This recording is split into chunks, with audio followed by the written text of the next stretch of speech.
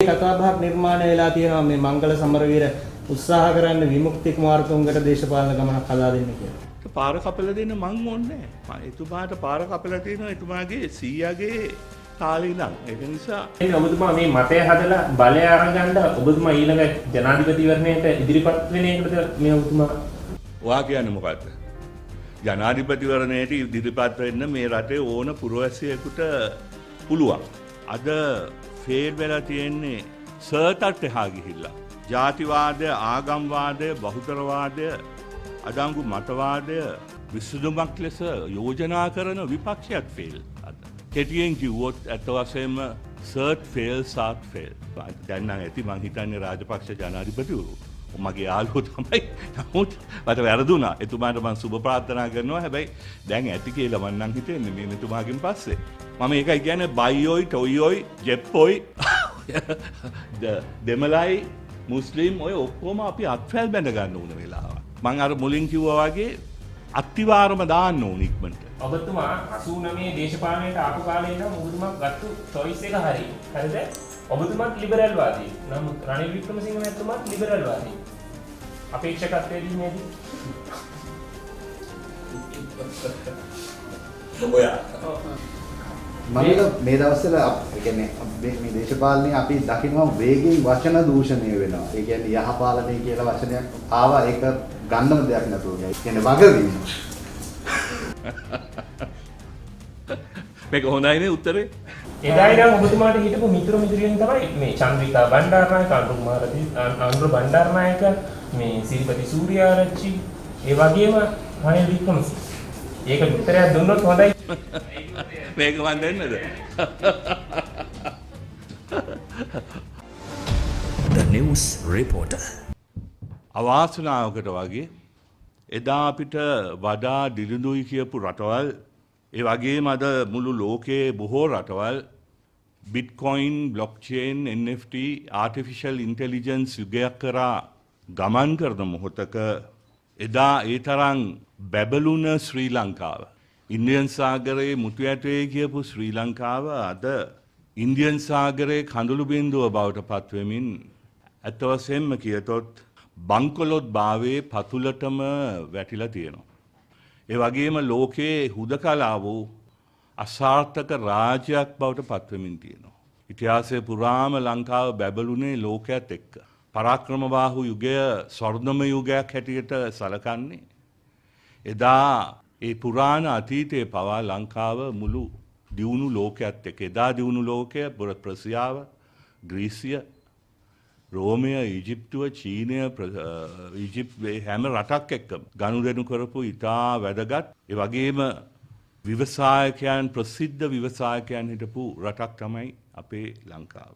අද අපිටත් වඩා පස්සේ නිදහස ලබාගත් රටවල් 1971 දී පිහිටව ගත්ත අපේ කලාපීය සහෝදර රටකින් පවා අපි අතහුවමාරුවට ණයක් ගැනීමට ඒ තත්වයට දැන් පත් වෙලා හමාරයි. ඊළඟ සතියේ අද 24 අද 25 අනිද්දා 27 වෙනිදා අඟහරුවාදා ශ්‍රී ලංකා ආණ්ඩුව තවත් ඩොලර් බිලියනයක් ණයක් ගෙවන්න තියෙනවා.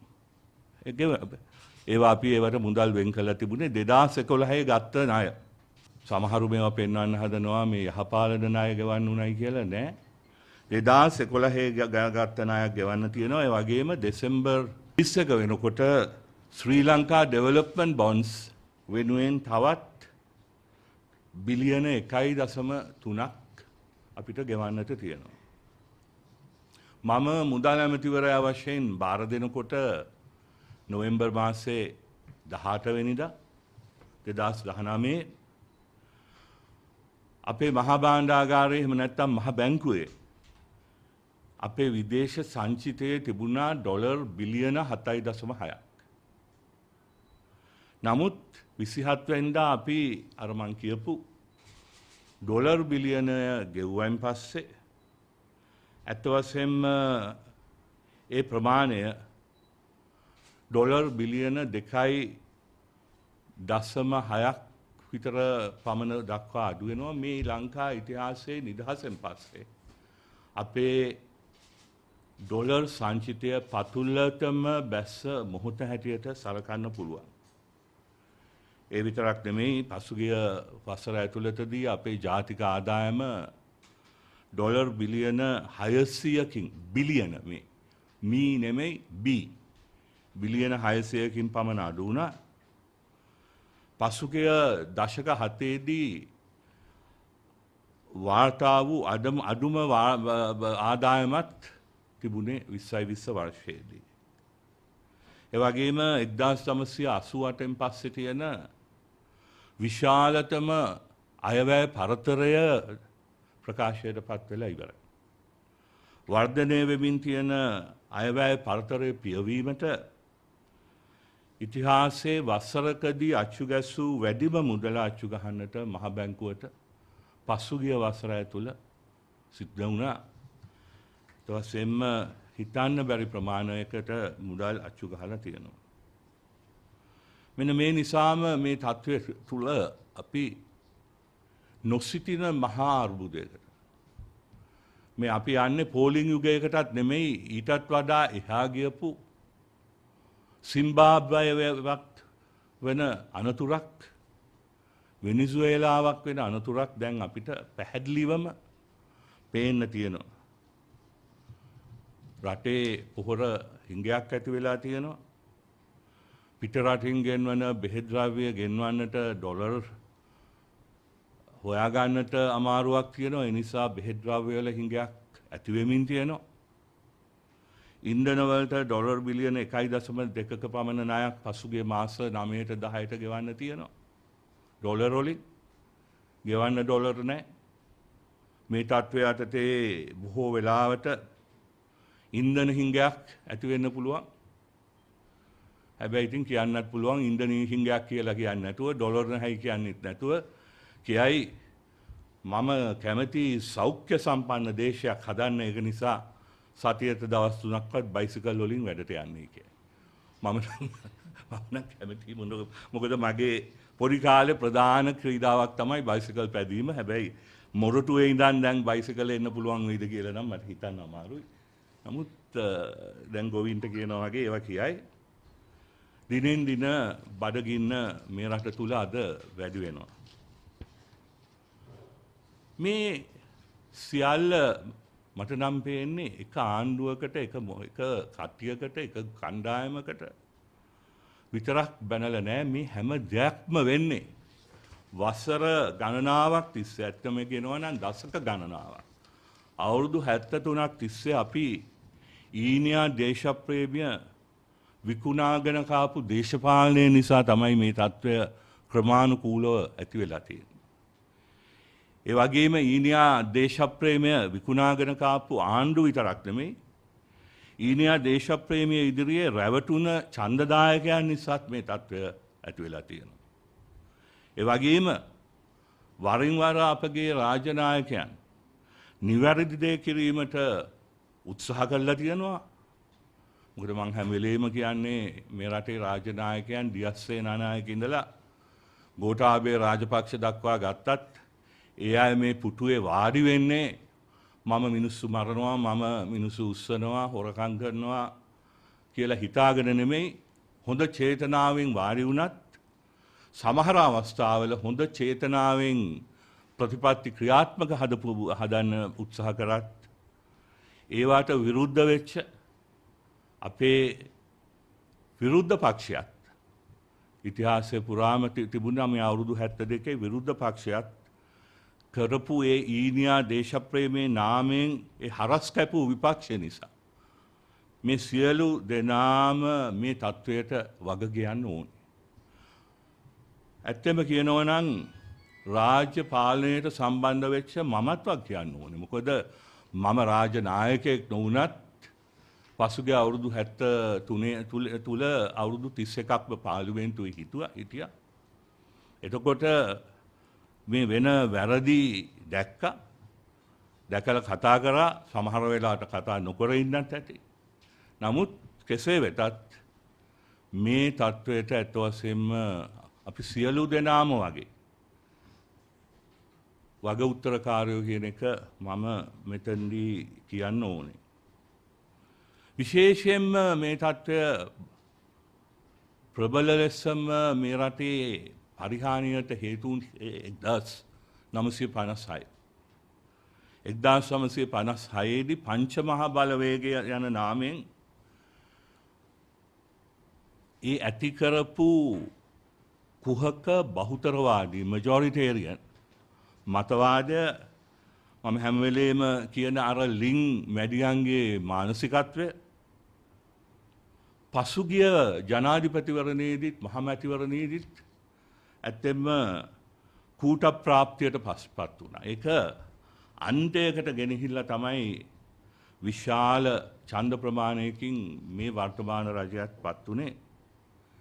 මෙන්න මේ බලවේගය තමයි අත් වශයෙන්ම දේශප්‍රේමයේ නමෙන් රට විකුණලා බලය ලබාගත්ත රට විකුණලා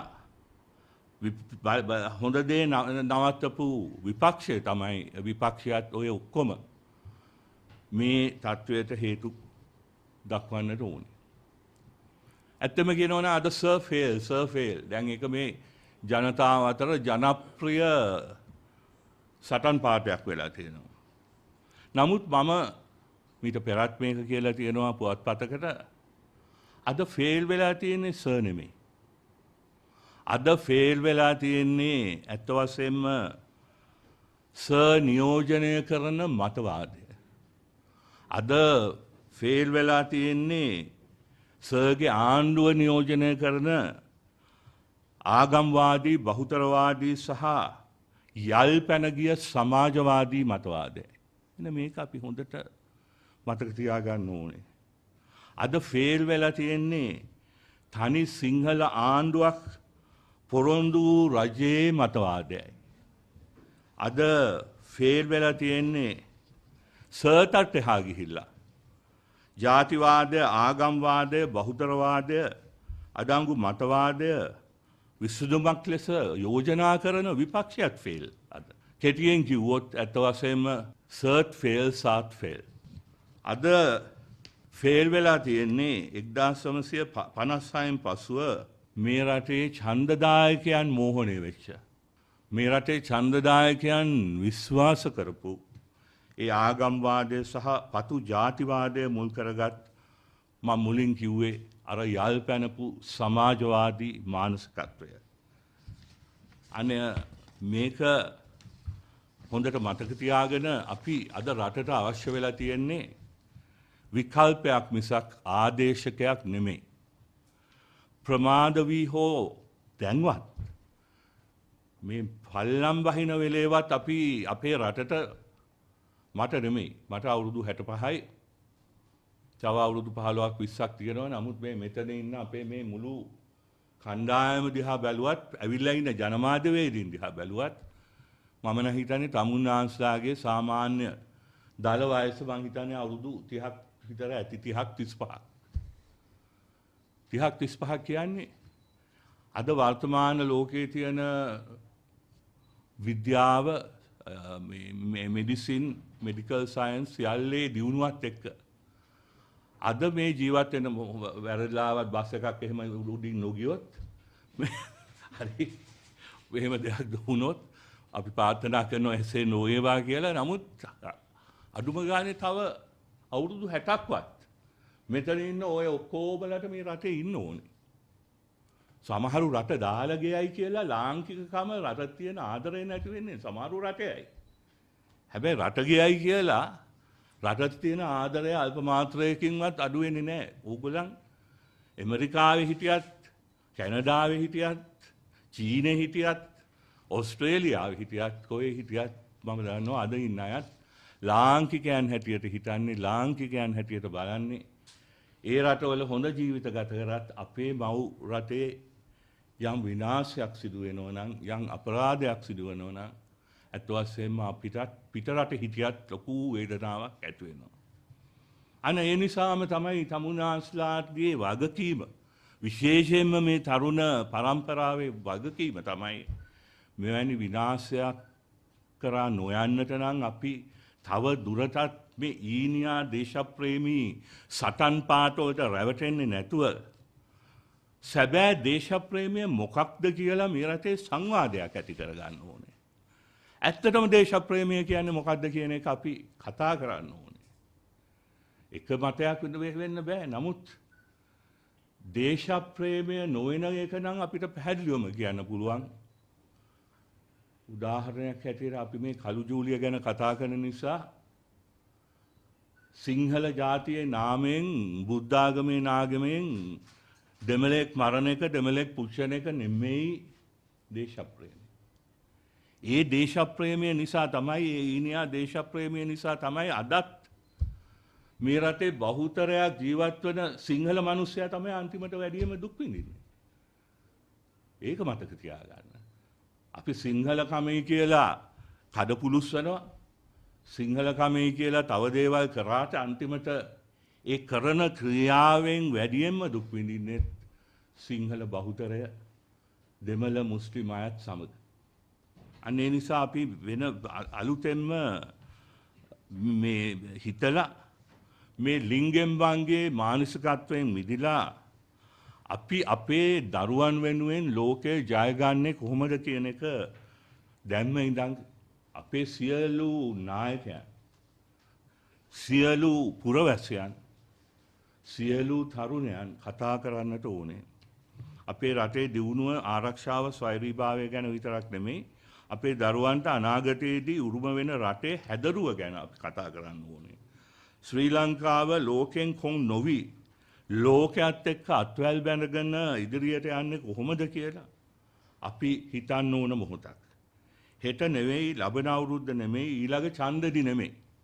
ඇත්ත වශයෙන්ම දැන් the time is now. දැන් ඉඳලා අපි මේ වගකීම මගහරින්නේ නැතුව අපි ඒ කතිකාව ආරම්භ කරන්නට ඕනේ. ඒ විතරක් නෙමෙයි. අදත් මට පේනවා මේ රාජපක්ෂ විරෝධය මත විතරක් සන්දාන හදලා දන්නේ. ඒවා එතනින්ම හබස් වෙනවා. අපි රාජපක්ෂ විරෝධය මත 2015 දිත් සන්දානයක් හැදුවා. හැබැයි ඒ සන්දානය හැදුවේ ප්‍රතිපත්තිමය වශයෙන් තැන් දෙකක හිටපු කණ්ඩායම් දෙකක් එක්ක. බලය ගන්න හොඳ වුණාට බලය පවත්වගෙන යන්න බෑ. ප්‍රතිපත්තිමය එකඟතාවයක් සහ ඒ ජාතික ප්‍රතිපත්තියක් නැත්තම්. හැබැයි අපිට ඒ නිසා තමයි අවශ්‍ය වෙන්නේ ප්‍රතිපත්ති මත සැලසුම් වෙච්ච විකල්පයක්. මිසක් විරෝධතා මත පදනම් වෙච්ච ආදේශකයක් නෙමෙයි. ඒකත් අපේ ජනතාව හොඳින් මතක තියාගන්න. ඒ පමණක් නෙමෙයි ඒ විකල්පය ජාතියකට ආගමකට කුලයකට පක්ෂයකට කණ්ඩායමකට හෝ පවුලකට සීමා නොවන සැබෑ දේශප්‍රේමය මුල් කරගත් විකල්පයක් වෙන්න ඕනේ. අන්න එහෙමනම් අවසාන වශයෙන් මම කියන්නේ අද අපි මේ අසීරුව මොහොතක් මේ රටට උදා වෙලා තියෙන්නේ.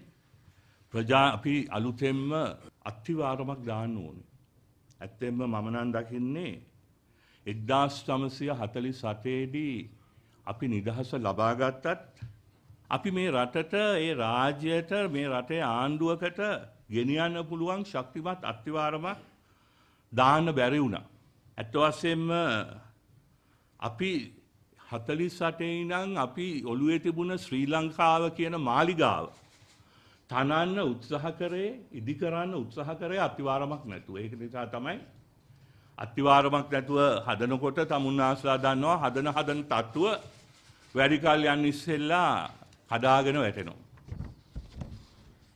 අන්න ඒ නිසාම තමයි හදන තට්ටුව කඩා වැටිලා වසර 73කින් පස්සේ අපි ආයිමත් හැරිලා බැලුවම අපිට තේරෙනවා අපි අවුරුදු 73ක් තිස්සේ හදලා තියෙන්නේ අහස්සේ මාලිගා විතරයි.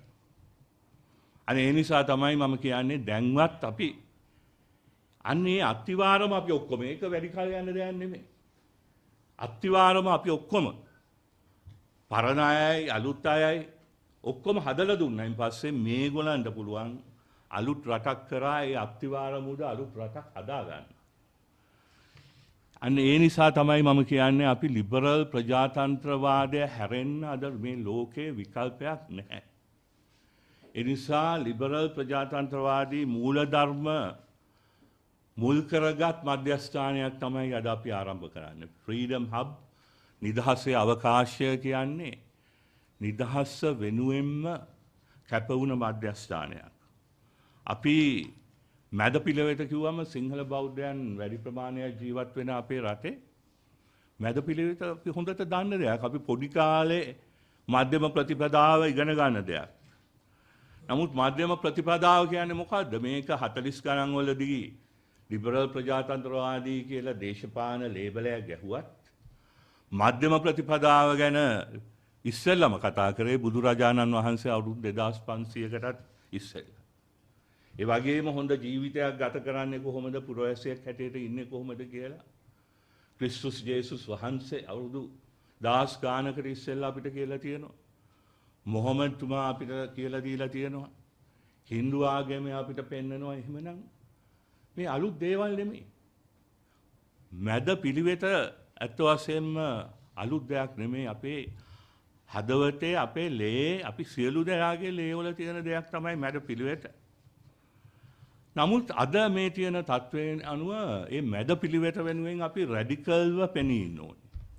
ඒකයි අපි කියන්නේ රැඩිකල් සෙන්ටර්. රැඩිකල් මැද කියලා කියන්නේ මධ්‍යම ප්‍රතිපදාව වෙනුවෙන් අපි හැම කෙනෙක්ම අවශ්‍ය නම් සටන් කරන්නත් ඕනේ. අනේ නිසා අපි අවසාන වශයෙන් අපේ අනිත් අයටත් වෙලාව ලබා දෙමින් අපි මේක බලාගෙන ඉන්න සියලු දෙනාටම විශේෂයෙන්ම තරුණ දරුවන්ට ආරාධනා කරනවා අපිත් එක්ක සමාජ මාධ්‍ය හරහා මේ සෑම දේශප්‍රේමීන් වන අපිත් එක්ක එකතු වෙන්න. අපි මෙතන නොකියවුන අදහස් ඇති, කියවුන පරස්පරයන් ඇති, ඒවා ඔක්කොම අපි කතා කරගමු. මෙතන කිසි වෙනසක් නැහැ. මං හිතපු ඇමතිවරයෙක් අරයා තව හිටපු කෙනෙක් කියලා වෙනසක් නැහැ.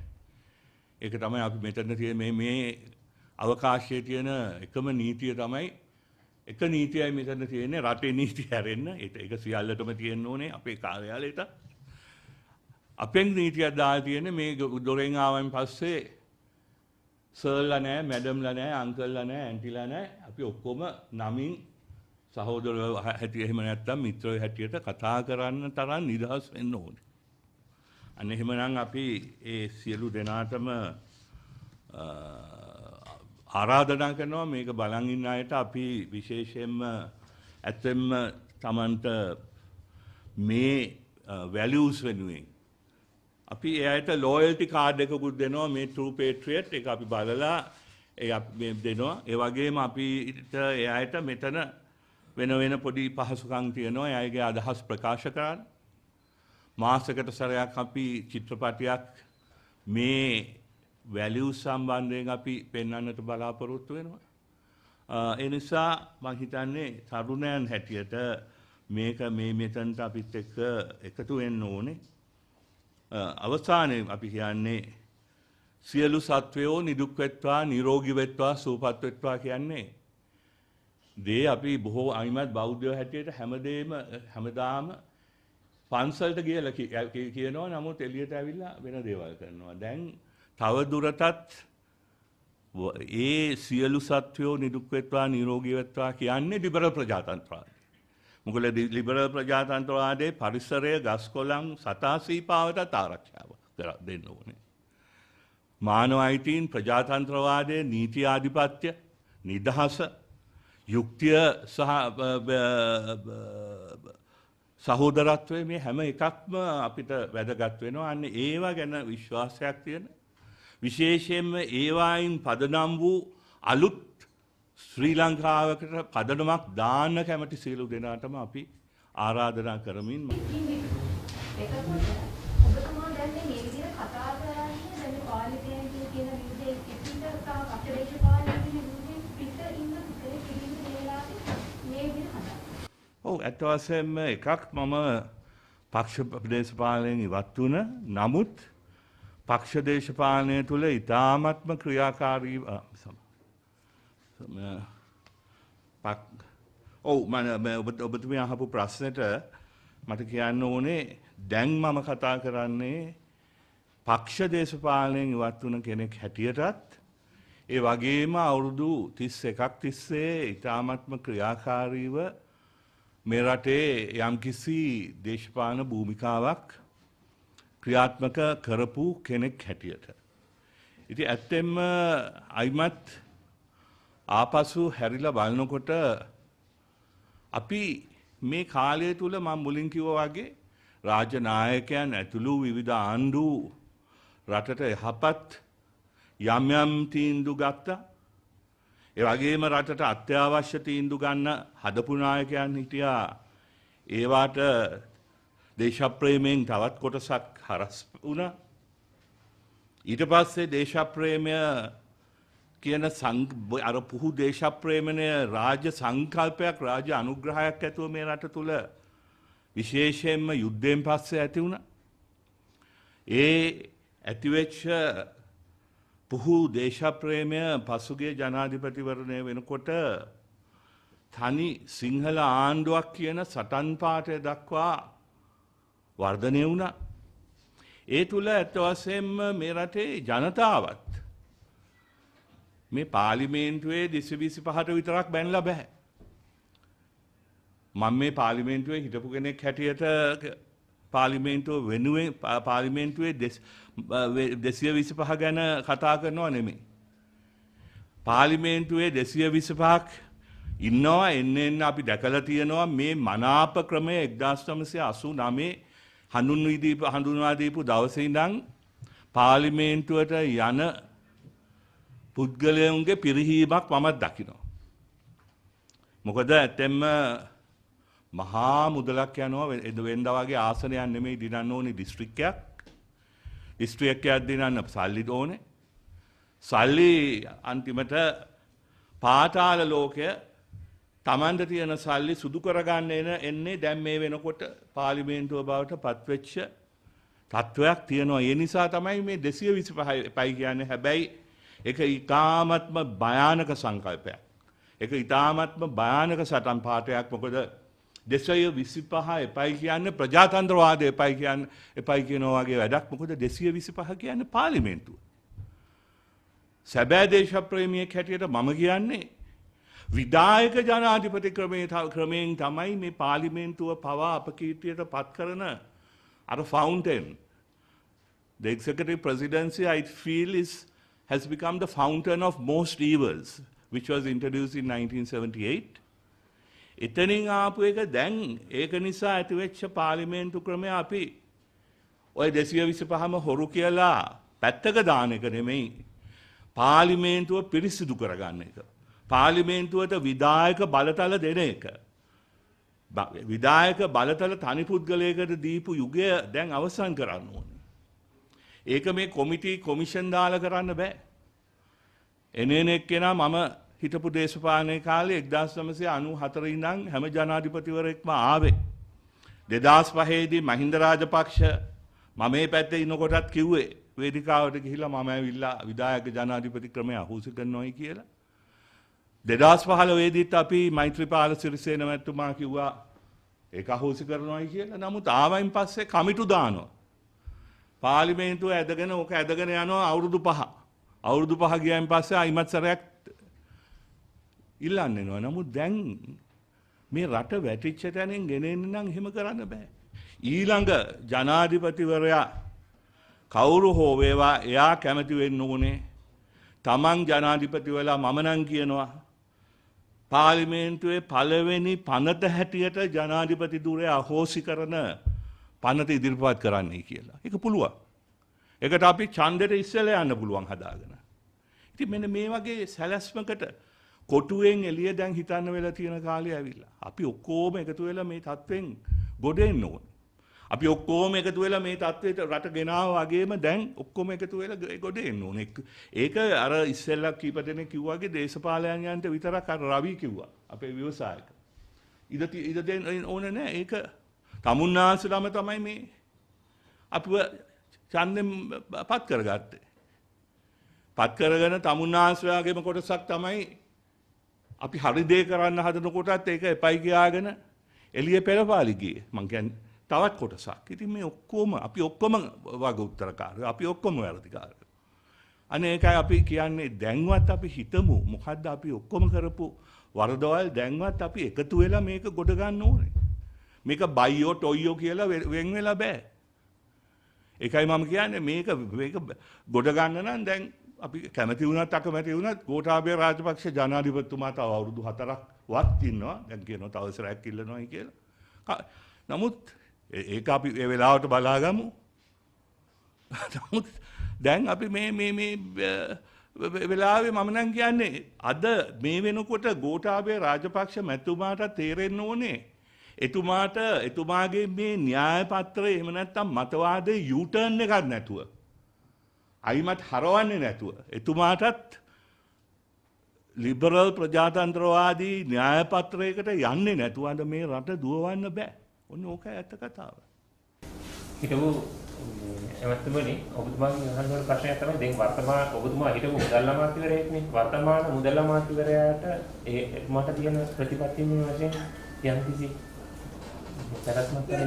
මම ඒකයි කිව්වේ ඒක මුදල් ඇමතිවරයා වර්තමේ ආණ්ඩුවේ මුදල් ඇමතිවරයා ඉන්නේ ප්‍රතිපත්තිය ක්‍රියාත්මක කරන්න. මේ ආණ්ඩුව ඇත්ත වශයෙන්ම මේ වෙනකොටත් එක්තරා මට්ටමකින් විවෘත ආර්ථිකය කොමියුනිස්ට් චීනය පවා පිළිගත්ත විවෘත ආර්ථිකය ප්‍රතික්ෂේප කළා.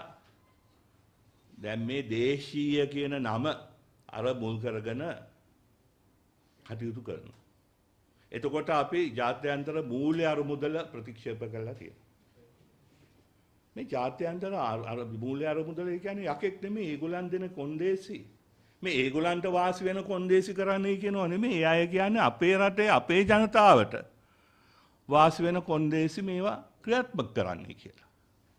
මූල්‍ය විනයක් ඇති කරගන්න කියලා කියනවා. මම මුදල් ඇමතිවරයා හැටියට වැඩියෙන්ම සතුටු වෙන්නේ මගේ කාලේ මම ඇත්තටම මෝස්තර නිර්මාණකාරයෙක් වෙලත් මට පුළුවන් වුණා මේ රට තුල මූල්‍යම විනයක් ෆිස්කල් ඩිසිප්ලින් කියන දේ අවුරුදු 3ක් තිස්සේ ඇති කරගත්ත නිසා තමයි. ඒ වගේම අපිට අගමැතිවරයෙක් සහ ඒ අයගේ හොඳ මඟ පෙන්වීමක් තිබුණ නිසා තමයි මට මුදල් අමාත්‍යාංශයේ ඉතාමත්ම දක්ෂ නිලධාරීන් පිරිසක් හිටපු නිසා අපිට පුළුවන් වුණා අපිට එකතු වෙලා අවුරුදු 53කින් පස්සේ ශ්‍රී ලංකාවේ මේ ප්‍රයිමරි සර්ප්ලස් ප්‍රාථමික ගිණුමේ අතිරික්තයක් පෙන්වන්න. අන්තිමට තිබුණේ 1953. මම හැම වෙලේම කියන කතාවක් තමයි ICU එකේ 2015 වෙදි හිටපු ලෙඩා අපි අවුරුදු 3ක් 4ක් යනකොට සාමාන්‍ය ලෙඩා හොඳ කරේ නැහැ. තාම බැරි වුණා. හැබැයි පොඩ ඇවිදින්න පුළුවන් තත්වයකට ගෙනාවා අපි හිටියනම් මේ වෙනකොට ඇවිද්දෙනවා. නමුත් මේ ආණ්ඩුවට උනත් මේක මගේ දක්ෂකමක් නෙමෙයි. හෙට බැසිල් රාජපක්ෂ ජනාධිපති මුදල් ඇමතුමා දැන් නම් ඇති මං හිතන්නේ රාජපක්ෂ ජනාධිපතිවරු මගේ යාළුවෝ තමයි. නමුත් මට වැරදුනා. එතුමාට මම සුබ ප්‍රාර්ථනා කරනවා. හැබැයි දැන් ඇති කියලා මම නම් හිතන්නේ මේ මෙතුමාගෙන් පස්සේ. කෙසේ වෙතත් කොච්චර එතුමා දක්ෂයෙක්. බැසිල් රාජපක්ෂ මම හොඳට අඳුරනවා දක්ෂයෙක්. දේශපාලන වශයෙන් දක්ෂයි. නමුත් මේ යන ගමන මේ කොටුව ඇතුලේ පනින්න බෑ තවත්. එතුමාට උනත් සිද්ධ මේක වෙනසක් කරන්න ඕන නම් මේ යූටර්න් එක ගන්න ඕනේ. රටක් හැටියට අපි යූටර්න් එකක් ගන්න ඕනේ. අපි යූටර්න් එකක් අරගෙන ඇත්ත වශයෙන්ම අයිමත් ලිබරල් ප්‍රජාතන්ත්‍රවාදී මූලධර්මයන්ට යනවා නම් මං හිතන්නේ මුළු රටක් හැටියටම අපි ඒ කරන්නේ කවුද? ගෝඨාභය රාජපක්ෂ දෙය කරන්නේ අපි සහයෝගය දෙන්නත් ඕනේ. එච්චරයි අපිට තියෙන විකල්පය. ඔබතුමාගේ දේශපාලන විසීම තුලින් අපි දැක්කොත් ඔබතුමා එදා ඉඳන්ම මේ රජවරු බිහි කරපු චරිතය. මම රජවරුන්ට විරුද්ධයි. රාජ ආණ්ඩුවට විරුද්ධයි. ඔබතුමා දැන් මේ හදන්නේ අවසානයේදී යම් කුමන හෝ දැක්මත් එක්ක මේ හදන්නේ මේ ඉදිරි දේශපාලන පක්ෂයක් බිහි කිරීමක්ද නැත්නම් එදා TikTok මේ සෝරි සමාජ මාධ්‍ය තුල ඔබතුමා කිව්වා මංගල සමරගීර නෙමෙයි මහරජ මංගල කියලා. ඔබතුමා රජ වෙන්නද මෙහා? ටික්ටොක් කියන්නේ ටික්ටොක්. ඒක කියන ඒවා සීරියස්ලි ගන්න එපා. ඒක ඉතාමත්ම අපේ දක්ෂ කෙනෙක් විසින් කරපු එක මම ඉතාමත්ම ආදරෙන් පිළිගත්තා. ඒක පොඩි මට මෑතකදී කර ජොලිම වැඩේ. නමුත් නෑ මම නම් කියන්නේ පක්ෂ දේශපාලනය මේ දැනට ප්‍රජාතන්ත්‍රවාදයක පක්ෂ දේශපාලනය අවශ්‍යයි. හැබැයි mature democracy එක ටිකක් වයෝවෘද්ධ democracy එක පක්ෂ දේශපාලනය අවශ්‍යයි. නමුත් අද අපි වැටිලා තියෙන මේ වල දිහා බැලුවම මේකෙන් ගොඩ එන්න අපිට తాවකාලිකව හෝ පක්ෂ දේශපාලනයට වුණොත් අපි නිකම්ම තවත් කොටසක් අපි එළියේ තියෙනවා. මෙතන කාටවත් එළියේ ඉන්න පුළුවන් වෙලාවක් නෙමෙයි. මම ඒකයි කියන්නේ බයියොයි ටොයියොයි ජෙප්පොයි දෙමළයි මුස්ලිම් ඔය ඔක්කොම අපි අත්වැල් බැඳ ගන්න ඕන වෙලාවක්. මම අර මුලින් කිව්වා වගේ අත්තිවාරම දාන්න ඕන ඉක්මනට. ඒ අත්තිවාරම දාන්න අපිට පුළුවන්. අත්තිවාරම දාන්න අලුත් තරුණයනුත් ඕනේ හොඳ අත්දැකීම් තියෙන දේශපාලඥයෙනුත් ඕනේ. නමුත් අවංකවම වැඩේ කරන්නට පුළුවන් පිරිසක් එකතු වෙන්න ඕනේ. එතෙන්දී මම නම් කියන්නේ පක්ෂය, ජාතිය, ආගම, කුලය ඔය එකක්වත් අදාළ වෙන්නේ නැහැ. මේ අපි වැටිච්ච වල ඇතුලේ ඉන්නකොට අපි ඒක කුණු වෙනකොට අපි කුණු වෙන්නේ පක්ෂය අනුව නෙමෙයි. අපි ඔක්කොම එකට කුණු වෙන්නේ. ඒක නිසා මේක දැන් කළ යුතු දෙයක්. මම මේකයි කිව්වේ හෙට නෙමෙයි, අනිද්දා නෙමෙයි, ඊළඟ ඡන්දෙදි නෙමෙයි. ඇත්ත වශයෙන්ම දැන් කළ යුතු දෙයක්. ඇත්තෙන්ම මේ රජයත් අපිට දැන් අහුම්කම් දෙන්න.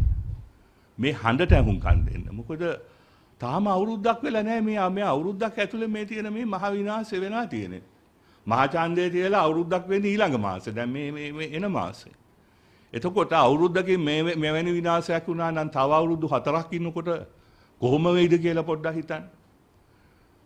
මේක මං කියන්නේ ගෝඨාභය රාජපක්ෂ අතිගරු ජනාධිපතිතුමාටත් කියනවා පොඩ්ඩක් ඇහුම්කන් දෙන්න.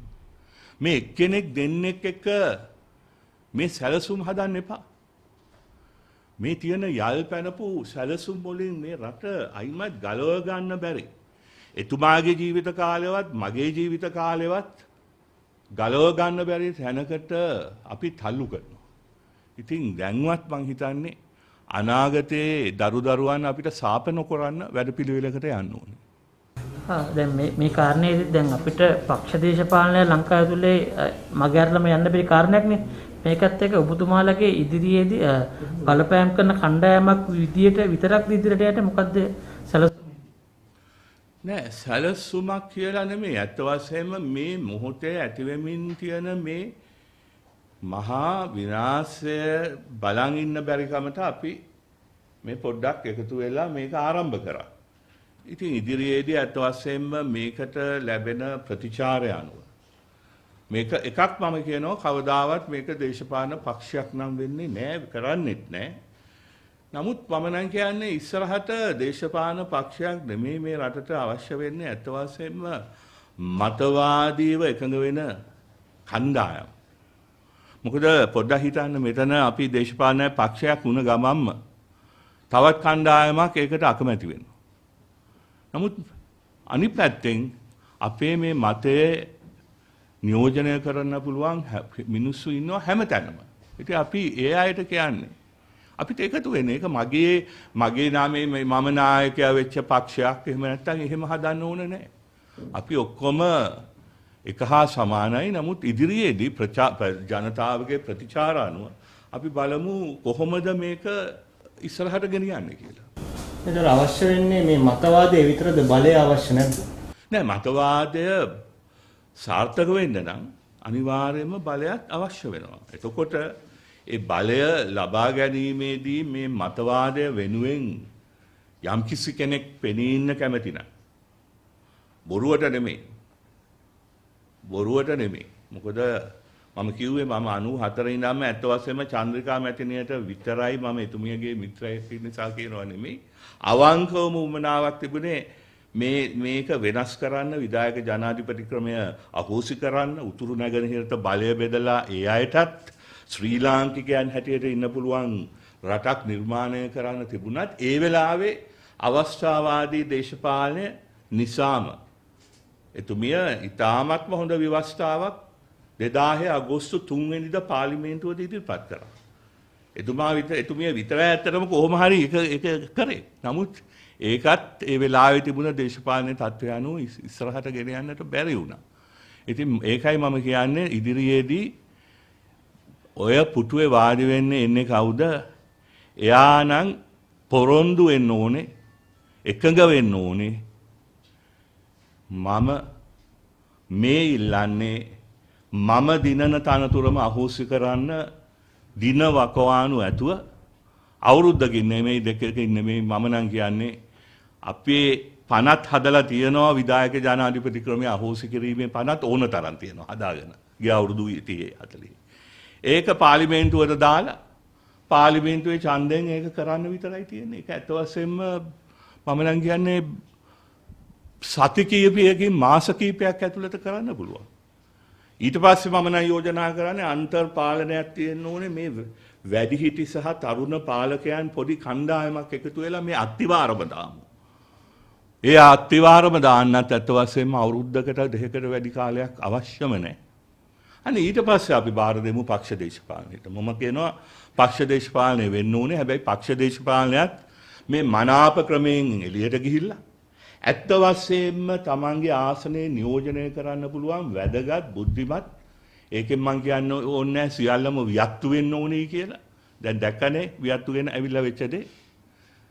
නමුත් W19කලා තෙන්නකෝන්ලා වගේ දේශපාලඥයෝ අපි අයිමත් බිහි කරමු.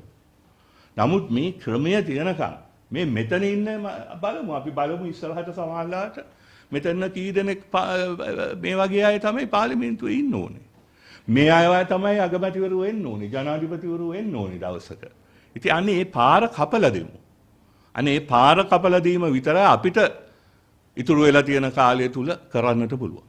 මේ කතාබහක් නිර්මාණය වෙලා තියෙනවා මේ මංගල සමරවීර උත්සාහ කරන්න විමුක්ති කුමාරතුංගට දේශපාලන ගමනක් හදා දෙන්න කියලා. මම එකක් කියන්නම් විමුක්ති මම ඉතාමත් ආදරය කරන මිත්‍රයෙක්. මම විමුක්තිව පොඩි කාලේ ඉඳන් හඳුනනවා.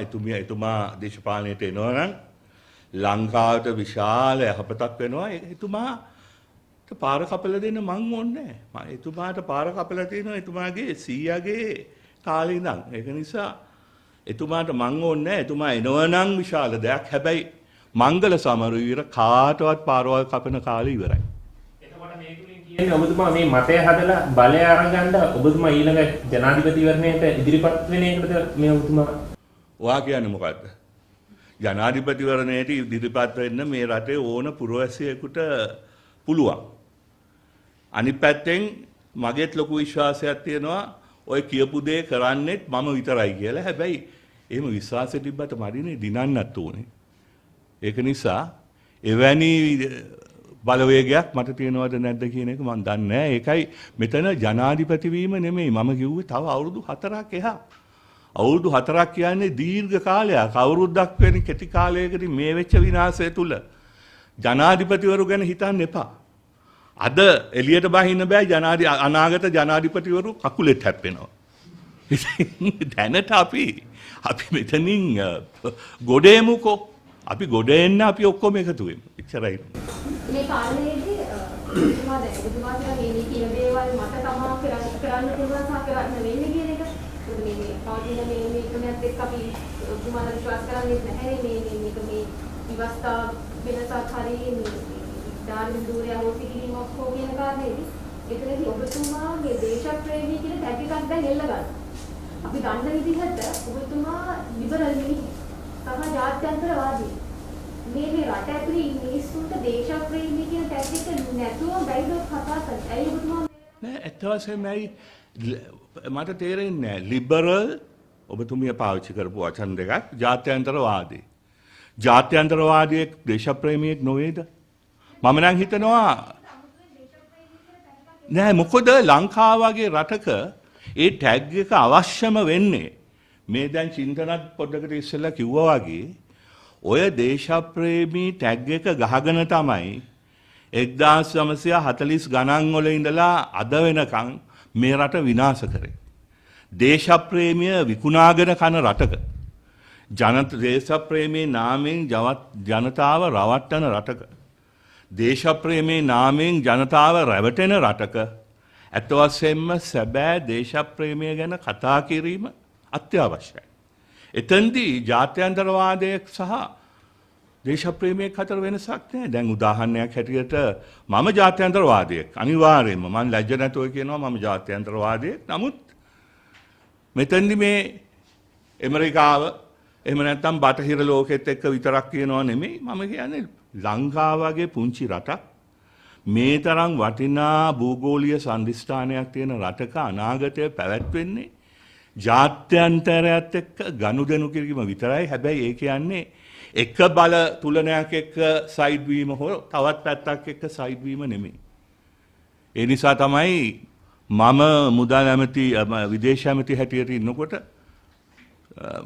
සමා වෙන මම මේ මං ගැනම කියනවා නමුත් අපිට පුළුවන් වුණා වොෂින්ටන් ඉඳලා අපේ රාජනායකයාට වොෂින්ටන් වලට යන්නත් පුළුවන්, බේජින් නුවරට යන්නත් පුළුවන්, ක්‍රෙම්ලින් එකට යන්නත් පුළුවන්, නම්බර 10 ඩවුනින් ස්ට්‍රීට් එකට යන්නත් පුළුවන්, ඉන්දියාවේ නවදෙල්ලියට ගිහිල්ලා යන්නත් පුළුවන්, බේජින් නුවරට යන්නත් පුළුවන්. මේ විදිහට ජපානයේ ටෝකියෝ එකට යන්න පුළුවන්. මුළු ලෝකෙම අපිව පිළිගත්තා, අපිව ආදර කරා, අපි ජාත්‍යන්තරයේ ප්‍රධාන වේදිකාවට යලිවතාවක් ගෙන්න ගත්තා. ඒක අවශ්‍යයි.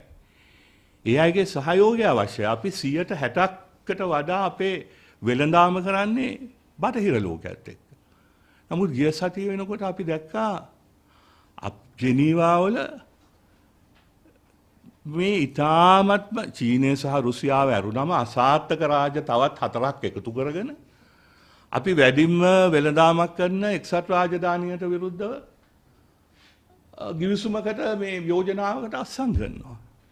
මේ අපි සිය දිව නසා ගැනීමක් නේද මේ කරන්නේ.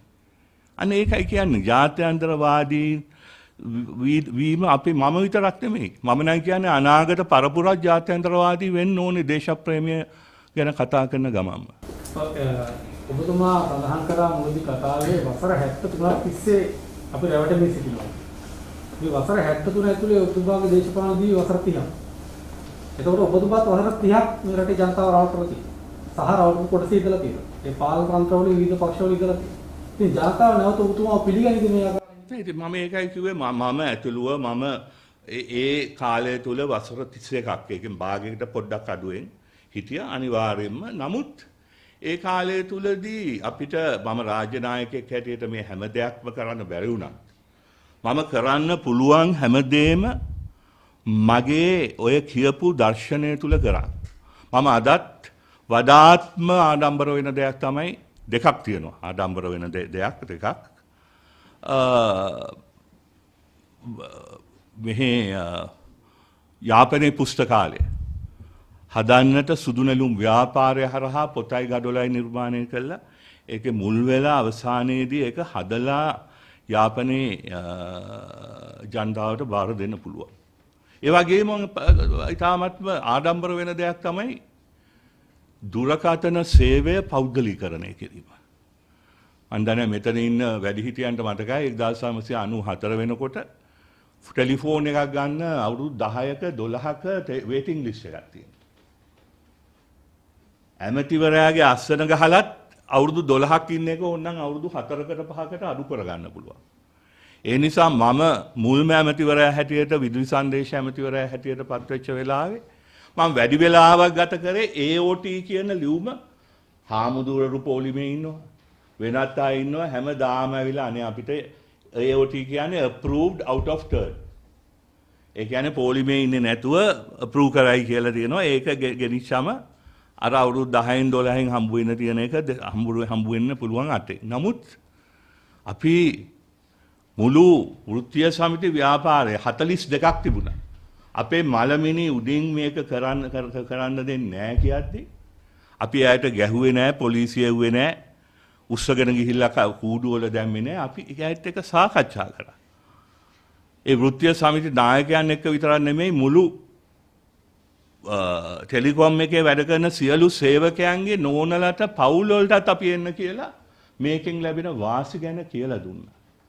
අන්තිමට ඒ හැම කෙනෙක්ගේම කැමැත්තෙන් අපි ඒ වෙනස කර නිසා තමයි අද ඕගොල්ලන් මේ ටෙලිෆෝන් එක සාමාන්‍ය දෙයක් හැටියට මේ කරන්නේ. දැන් ඒ වෙනස ඇති කරපු නිසා පොර කනවා ඒ අය ඇවිල්ලා Taman ඉදිරියේ මේක ගන්න කියලා. ඉතින් ඒ වගේ දේවල් කරන්න පුළුවන් වුණා. ඒ වගේම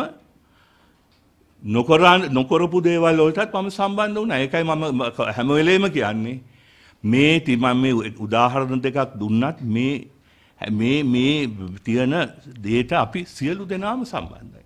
ඔබතුමත් සම්බන්ධයි. මොකද ඔබතුමත් ඔය හැම ඡන්දෙදිම කොහේ හරි පැත්තකට ඡන්දේ දුන්නනේ. ඉතින් ඒක නිසා අපි ඔක්කොම එකතු වෙලා මේ කරගත්ත මගුල මේ විනාශය අපි ඔක්කොම එකතු වෙලා ගොඩ එමු. අනිත් එක ඔබතුමා 89 දේශපාලනයට ආපු කාලේ ඉඳන් ඔබතුමා ගත්තු choice එක හරි. හරිද? ඔබතුමාත් ලිබරල් වාදී. නමුත් රනිල් වික්‍රමසිංහ මහත්මයාත් ලිබරල් වාදී. ඔබතුමා 2019 දී ඔබතුමා ගත්තු choice එක වැරදුනා කියලා තියෙන ඔබතුමාට අපේක්ෂකත්වයේ දීමේදී ඔයා ඔබතුමාගේ කතා කරන මේ රැඩිකල් මේ මැදමාවතේ යද්දී අවශ්‍ය නම් සටන් කරමු කියලා. අවශ්‍ය නම් සටන් කරන්නවත් සූදානම්. අතට අපි දැක්කා විවිධ අපේ රටේ අයිතිවාසිකම් වෙනුවෙන් සටන් කරගෙන මේක සමහර ජීවිත පූජා කරනවා. විදේශ විශ්වවිද්‍යාල තරුණ සයිටම් වෙනවා. තමන්ගේ අර්ථසාධකීය වෙනුවෙන් කල්පනා කරොටේ චාන්. අතුපසර වසුරු ඉල්ලපු තරුණි. ඉතින් මේ වගේ සටන් කරන්න ගිහින් උනේ අන්තිම ජීවිත පූජා කරනවා. ඔබතුමා මේ කතා කරන්නේ අතින් පයින් කරන සටන්. මම නම් එහෙම සටන්කාරයෙක් නෙමෙයි. මට කොහොමත් සටන් කරන්නත් තේරෙන්නේ නැහැ ඒ විදියට. අතින් පයින් නෙමෙයි.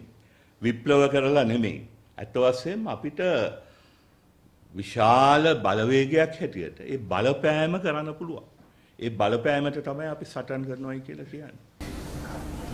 මේ දවස්වල ඒ කියන්නේ මේ දේශපාලනේ අපි දකිනවා වේගයෙන් වචන දූෂණය වෙනවා. ඒ කියන්නේ යහපාලනය කියලා වචනයක් ආවා ඒක ගන්නම දෙයක් නැතුව ගියා. ඊට පස්සේ දේශප්‍රේමය දැන් එනවා. දැන් අපිට ආපහු තව ටික කාලෙකින් රැඩිකල් මැද ගැන ආපහු කියන්නේ කතා කරන්න බැරි තැනකට එයිද? ඒ කියන්නේ මගේ ප්‍රශ්නේ තමයි මංගලට මේක වග වෙන්න පුළුවන්ද? කියන්නේ වගවීම. මේක හොඳයිනේ උත්තරේ. දුවමු මෙතන. ඔබතුමාට දැන් සමාජය තුළ තියෙන ලාංඡනයක් තමයි මංගල සමරවීර කියන්නේ. එක පිරිසක් කියන වැද්දෙක්. හොඳ දේශපාලකයෙක්. හරි? හොඳ මිනිස්සෙක්. නමුත් තව පැත්තෙන් කියනවා දේශපාලන ගේම් කාරයෙක් කියලා. මොකද්ද?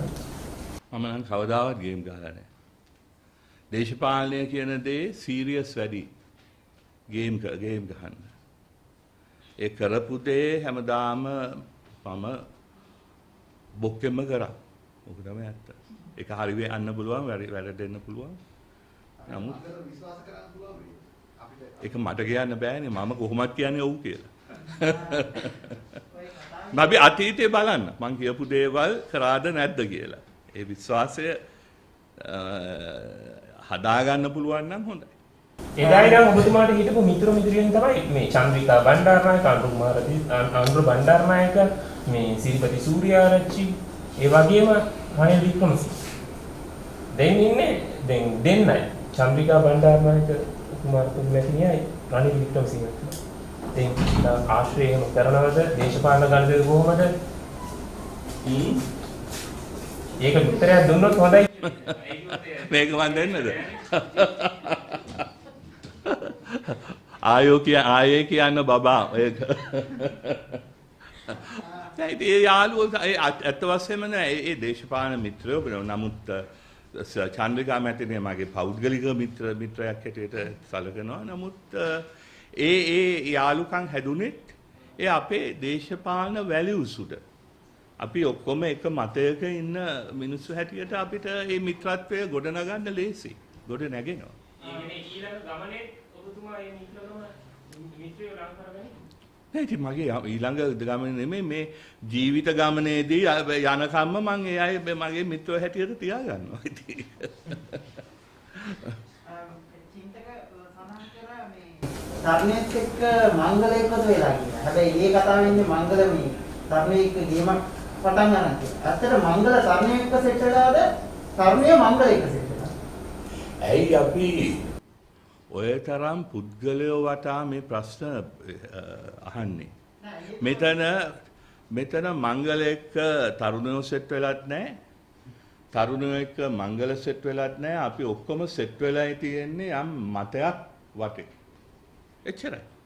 යම් මතවාදයක් වටේ අපි සෙට් වෙලා ඉන්නේ. අන්න ඒ නිසා තමයි මම ආරාධනා කරන්නේ. මොකද තරුණයෝ සෙට් වෙන එක වැදගත්. මොකද අර මම මුලින් කිව්වා වගේ ඕගොල්ලන්ට තමයි මේ රටේ තව අවුරුදු 50ක් 60ක් 70ක් මේ රටේ ජීවත් වෙන්න වෙන්නේ. ඉතින් ඒ අයට සෙට් වෙන්න පුළුවන් මතවාදයක් අපි ඉදිරිපත් කරලා තියෙනවා. ඒ ප්‍රශ්නේ අහුවේ දැන් ඔය ඕක රයිල් යනකොට කමෙන්ට්ස් ඇවිල්ලා තියෙනවා මේකට අපි කොහොමද සෙට් වෙන්නේ? නෑ ඒක ඉතා වැදගත් ප්‍රශ්නයක්. ඔව් පුළුවන්. ඇත්ත වශයෙන්ම අපිට මෙතන ෆ්‍රීඩම් හබ් එකට තමන්ගේ කැමැත්ත ඉන්බොක්ස් කරොත් අපි එයාට එක්ක අපේ කාර්යාලයේ ඉන්න කීප දෙනෙක් එයාට ටෙලිෆෝන් කරන්නම්, කතා කරන්නම්, එයාට WhatsApp කරන්නම්. එයාට අපි ඇත්ත වශයෙන්ම මේ වැලියුස් එහෙම නැත්නම් මේ අපි කතා කරන දේවල් වලට එකඟ අයට අපිත් එක්ක ඒ ගමන යන්න කැමති අයට අපි ලොයල්ටි කාඩ් එකකුත් දෙනවා. ඒක එතකොට අපිට ඉදිරියේදී පවා හඳුනා ගන්න ලේසි. අනිත් එක තමයි එමෙතුමා මේ හිටපු එමෙතුමා මේ ඔබතුමාගෙන් දකින්නේ සාමාන්‍ය වයසට ගිය මිනිස්සු පොඩි අයත් එක්ක ආශ්‍රය කරන කඩුව. ඒ කියන්නේ ෆෝවර්ඩ් වෙන එක. අත්තර ලොකු වෙයි දෙන්නකද? මම වයසද? නෑ මං හැමදාම ඇත්ත වශයෙන්ම මම පොඩි කාලේ නම් එක්කෝ මගේ යාළුවෝ මට ගොඩාක් වෙලාවට මගේ වයසම යාළුවෝ හිටපු ඒක මගේ මන් දන්නේ ආපු පුරුද්දක්.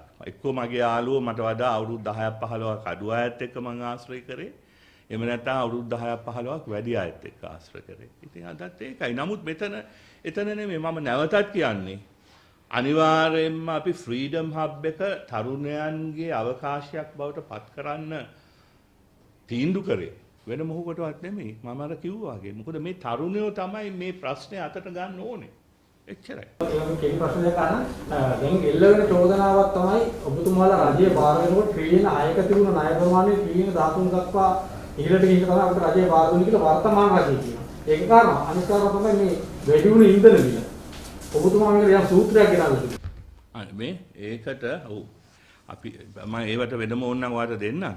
මෙතෙන්දි මේක අපි සබ්ජෙක්ට් එකෙන් පිටපනිනවා. ඒකේ මේ වර්තමාන තෙල්මිල සම්බන්ධයෙන් දෙකම ඇත්තටම ණය නෑ. එකක් හැබැයි එතෙන්දි කියන්න ඕනේ අපි එයාට බාර දුන්නේ දීලා මේ අවුරුද්දේ විතරක් ලංකා ඉතිහාසයේ මම මුලින්ම කිව්වා වැඩිම ණය ප්‍රමාණය රුපියල් ට්‍රිලියන M නෙමෙයි B නෙමෙයි T ට්‍රිලියන දෙකක් මේ මාස 12ට පළවෙනි මාස 12ට ණය ගත්තා. අපි මේ එන අඟහරුවාද ගෙවන්නෙත් මහින්ද රාජපක්ෂයගේ 2011 ජූලි මාසේ ගත්ත ණයක්. නමුත් ඊට පස්සේ අපි අනිත් එක මේ සොවරින් බොන්ඩ් ක්‍රමය එහෙම නැත්නම් මේ පුද්ගලික අංශෙන් ණය ගැනීම පටන් ගත්තේ 2009 මහින්ද රාජපක්ෂ ආණ්ඩුවෙන්. ඊට ඉස්සෙල්ලා කවුරුවත් ඒ රටවල් එක්ක ආයතන වලින් ගත්ත මිසක් වෙන විදියට ගත්තේ නැහැ. අපි අපේ ආණ්ඩුව කාලේ ඔව් ණය ගත්තා තමයි. හැබැයි ණය ගත්තේ ඒ රාජපක්ෂ යුගයේ ආරම්භ කරපු ඒ ඉන්ටර්නැෂනල් සොවරින් බොන්ඩ්ස් මැචුවර් වුණාම ඒ වගේ වань. ඒ වගේම දැන් මේ ඔබතුමාලා දැන් ලිංගික හිංසන වලට විරුද්ධයිනේ. ලිංගික හිංසන වලට විරුද්ධ.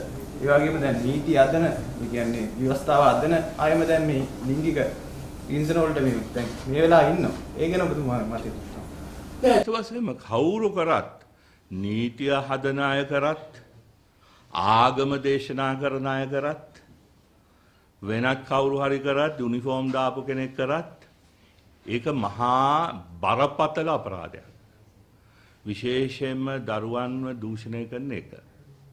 හැබැයි මට එකක් කියන්න ඕනේ. මට එකම තියෙන පොඩි ප්‍රශ්නේ තමයි දැන් ඔය ඔබතුමා අහන ඔය ප්‍රශ්නේ ඉතා බරපතල ප්‍රශ්නයක්. ඒක අපි තරයේ හෙලා දකින්න ඕනේ. හැබැයි මේ තරම් දූෂණ තියෙන රටක හැමදාම වගේ ළමා දූෂණයක් ගැන අහන්න තියෙන රටක මේක ගැන විතරක් කවදාවත් අර එකම ළමා දූෂණයක් ගැනවත් කතා නොකරපු පිරිසක් තමයි අද මේක ගැන මේ විශාල උනන්දුවක් පෙන්වන්නේ. ඒක නිසා මම අහනවා මේක පිටිපස්සේ යම්කිසි ජාතිවාදයකුත් තියනවා දෝ කියලා. The News Reporter වාරණයෙන් තොර අපක්ෂපාතී වාර්තාකරණය